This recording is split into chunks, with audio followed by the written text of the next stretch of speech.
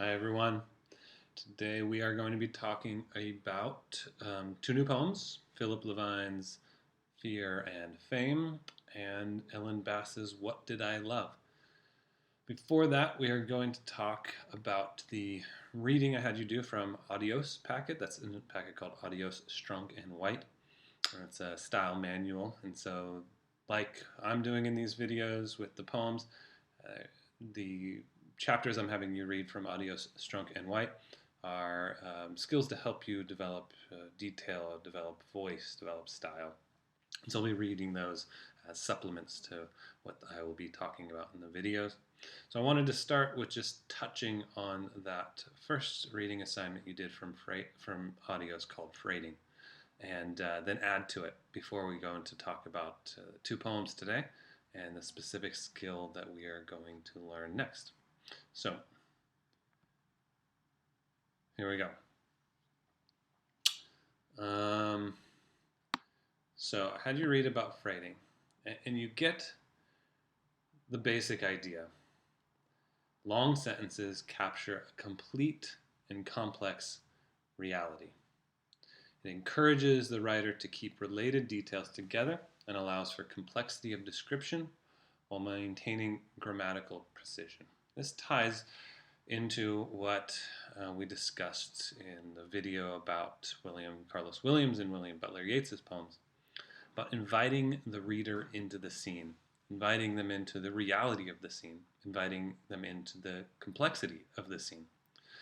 So the description that we've already started to practice and will continue to practice has to do with inviting the reader into the scene to understand it in its reality, as if the reader themselves is experiencing it, because enough details are captured to make it seem real.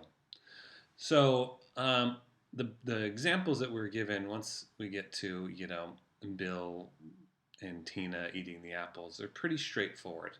And I'm going to move over to a new document now to work through this. But I kind of put the basic example up and we'll recap what you read briefly, and then I'm going to add to it something that the reading didn't get into.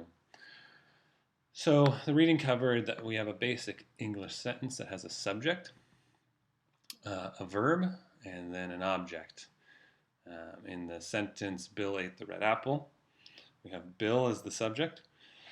Bill is doing an action, a verb, eating.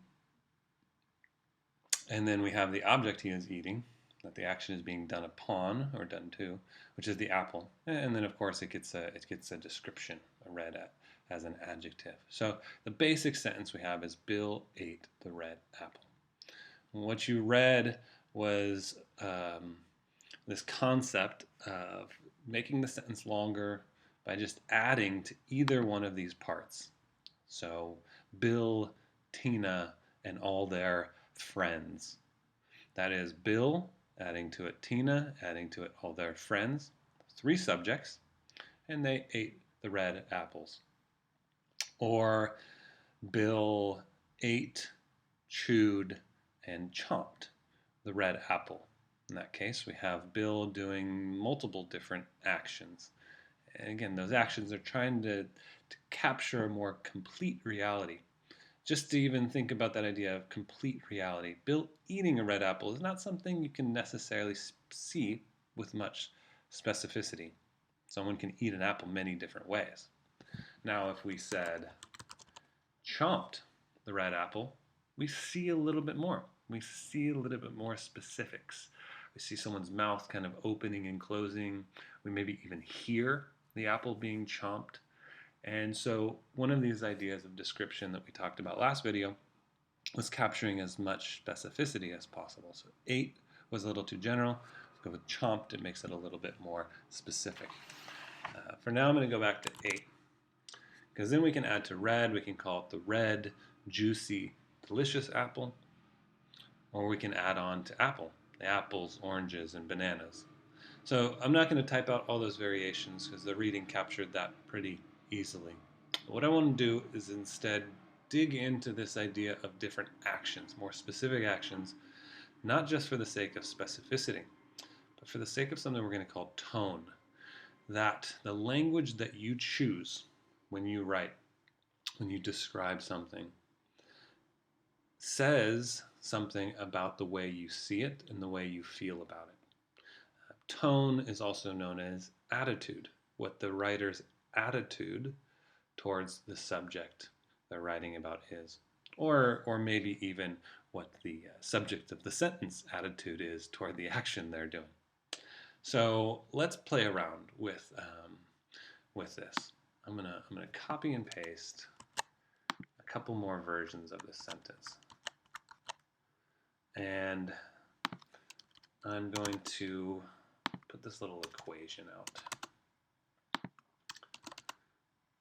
And we're going to just practice what it would look like to change the verb, specifically the verb in this case, but we could change the adjectives potentially. But the verb is what carries most of the tone and most attitude in writing, so we're going to focus on that. We're going to change the verb, and we're going to see what it does to the tone of the sentence. So the first one is Bill ate the red apple.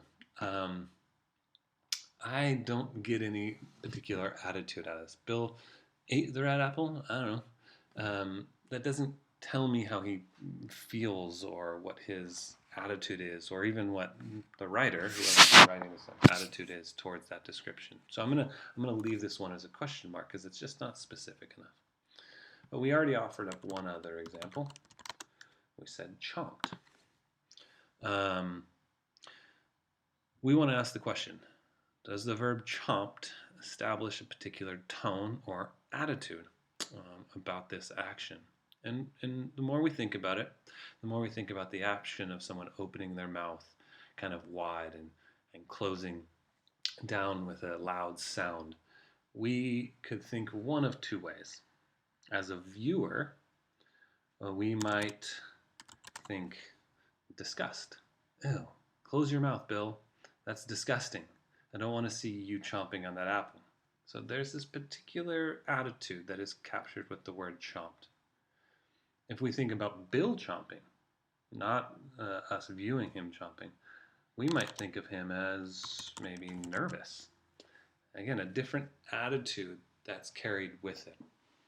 How about another word that was used in the example from the reading, pulverized. We're thinking about Bill pulverizing the red apple. I would say he's probably angry or anxious. It's a little bit more intense than nervous.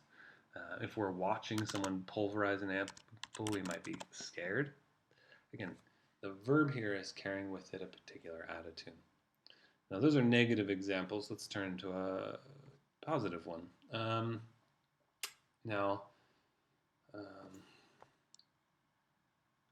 We could say something like enjoyed, but that is telling how Bill felt about it. That's being direct. Chomped implies the attitude. Pulverized implies the attitude. Enjoyed doesn't. It kind of just says how he feels about it. So we might want to not choose the word that says how he feels, because that's what we were practicing from the last video, and instead, tried something like savored, which doesn't say directly how he feels, but we can interpret that to mean that he enjoyed it, that he maybe was relaxed as he ate it. So here's this basic concept that we're establishing, and we're going to look at in the poem Fear and Fame as well, is that verbs establish the tone of a description. This is something that you're going to practice in the next writing exercise as well. Choosing verbs as part of your description that reveal your attitude towards the subject that you're writing about. One more thing I want to add before we go on to Fear and Fame is a way that we can add more verbs to a sentence. Let's go with the positive example. So in this we have the basic subject, verb, object. I want to offer another way that we can develop a sentence. I'm going to call them an object verb. That, to me, means where you put the object of the sentence, not the subject of the sentence, into action, or you give it a specific action to continue the description a little bit further. So, we have Bill savored the red apple. And what action can we give to the apple in this case, which would force us to choose another verb to extend the description even further? I'm going to go back to William Carlos Williams' word when he said, the red wheelbarrow glazed with rainwater. And I'm going to say, Bill savored the red apple glazed with morning dew. So here we have another verb, and it's a verb that's given to the apple. So this adds to the same quality that was established with savored.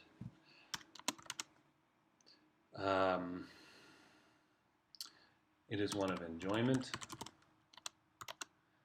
relaxation, and pleasure. Glaze kind of just means shiny, if you looked up that word when you read the red wheelbarrow. That carries that same feeling of pleasure or enjoyment that savored does. One thing to pay attention to when you write is not to have your verbs contradict each other. It would be very strange to say Bill savored the red apple rotting with morning dew, because that's a contradictory tone or contradictory attitude to what was established here. So I'm going to go back to glazed, and we have now a sentence that has chosen carefully two verbs to describe this action of Bill eating a red apple. It describes the apple closely, and the reader can really experience what's happening here, but also feel how the writer feels about what's happening. So let's take this to Fear and Fame and just break it down really quickly. We're not going to spend too much time on this poem.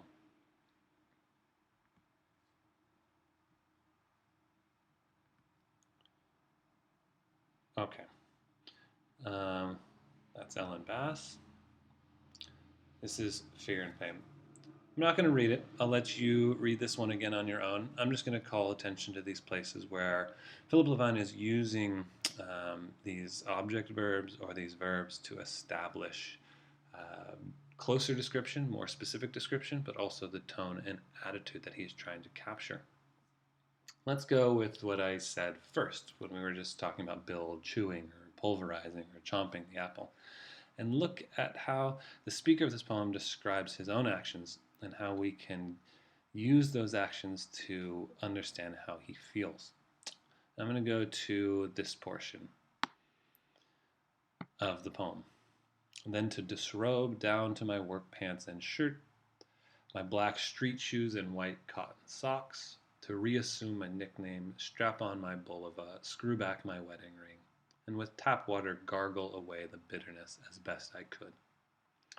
So let's get the verbs down first. Disrobe, reassume,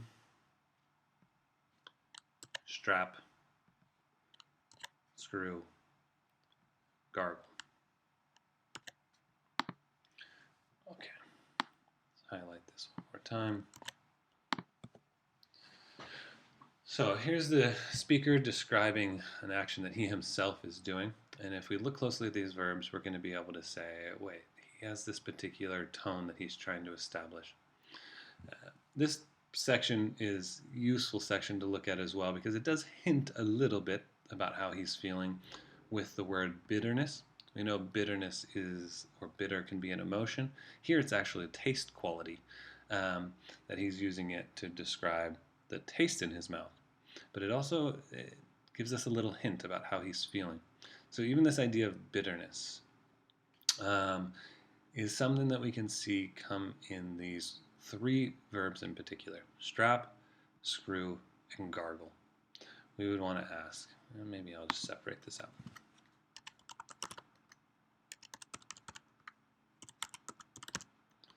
What is the tone or the attitude of these three um, words. Now, sometimes the best way to determine this is by to think about the opposites, how he could have said it instead, because we always want to consider that our writers are making a choice when they choose certain language, and it's for a reason. So the easiest one to think about is screw on a wedding ring. It's a very interesting way to describe putting on a wedding ring. So many other ways to say that. Place, slide, put, even twist. All of these carry a bit of a different feel. If I say slide, or even if I say glide, there's a sense of ease and pleasure to that verb. When we think about screwing something, there is tension, there is friction,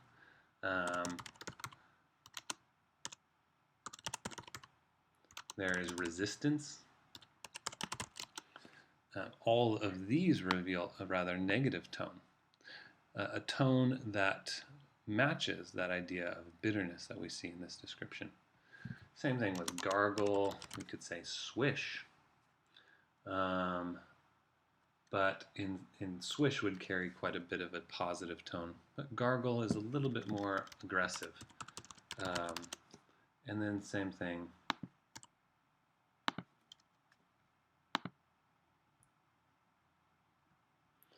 with strap. Again, could have been twist, put on, placed. But strapped again has this kind of tension to it. All of which is supporting this feeling that he's been giving us. He doesn't tell us he's bitter directly. He doesn't tell us he's aggressive. He doesn't tell us he is feeling tension or friction.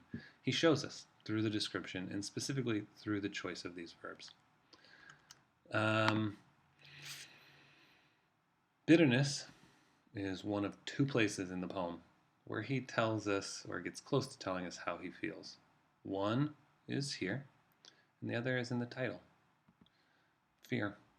If we just break down the story of this poem, he's doing a dangerous job, a job that he's afraid of, and that he doesn't take pleasure in any way. And he only says it once in the title, and then hints at it again in bitterness. But if we look through the rest of the poem, and specifically at this place, we'll see that his particular descriptions that he chooses, and especially his verbs, tell us that same thing. It shows this sense of fear. It shows this sense of tension and aggression that's coming from this event. Last thing, those object verbs I talked about earlier, here's a good place to kind of see them in action. It's not the subject of a sentence, it's these objects, these inanimate things that are given action. It's a gallon of hydrochloric, which is steaming. It's a dash of pale nitric, which is bubbling up. It is sulfuric to calm. So all these actions, it helps him extend the description. Instead of just make a list of the materials he's using, he tells us what those materials are doing. That's enough for Fear and Fame. I'll end by just making a quick note about Ellen Bass's poem. We're not going to read this in detail, but you can go back on your own.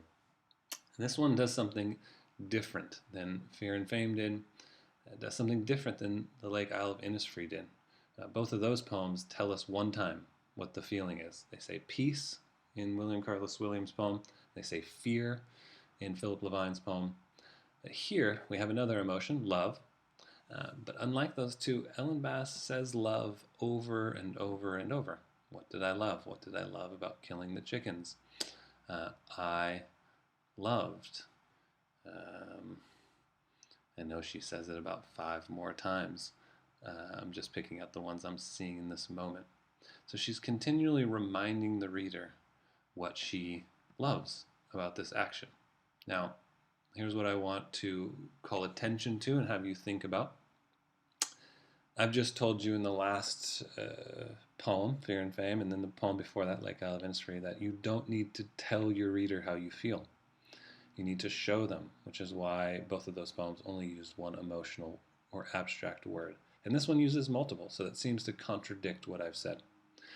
Now, what's interesting here when we think about attitude towards a subject, we also have to think about what the subject is and bring in the reader and what attitude they may have about the subject coming in.